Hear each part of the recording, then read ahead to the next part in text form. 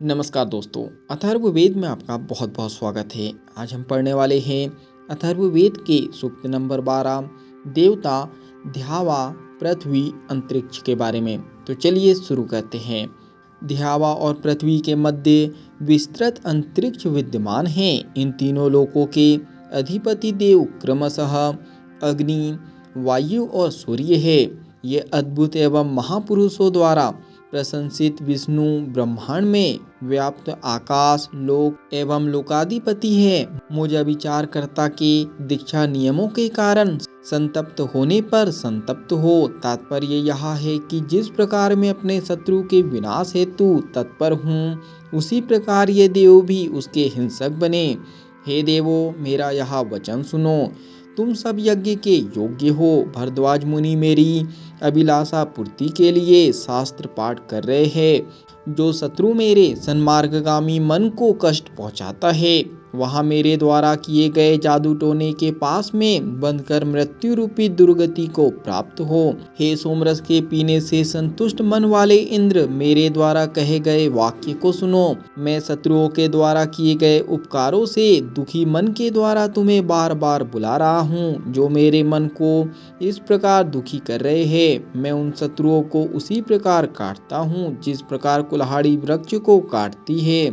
3 और 80 अर्थात 83 सभा गायन कर्ताओं के, 12 आदमियों के, 8 वसुओं के एवं दीर्घ सत्र का अनुष्ठान करने वाले अंगिरा गोत्री ऋषियों के सहयोग से हमारे पूर्वजों ने जो यज्ञ, कुआ एवं बाघ से संबंधी उत्तम कर्म किए हैं, वे शत्रुओं से हमारी रक्षा करें।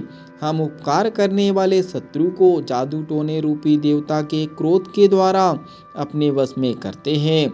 हे ध्यावा पृथ्वी, तुम शत्रु को जीतने में मेरे अनुकूल बनो। हे समस्त देवों, तुम मेरे शत्रु को पकड़ने के लिए तैयार हो जाओ। हे सोमरस के पात्र अंगिरा गोत्री ऋषियों एवं पितरों, तुम ऐसा प्रयत्न करो कि मुझसे द्रोह करने वाले शत्रु मृत्यु को प्राप्त हो।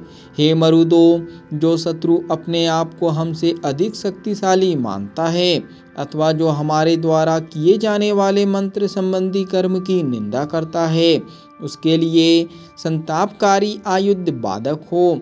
मेरे कर्म से द्वेष करने वाले को दो संताप दे।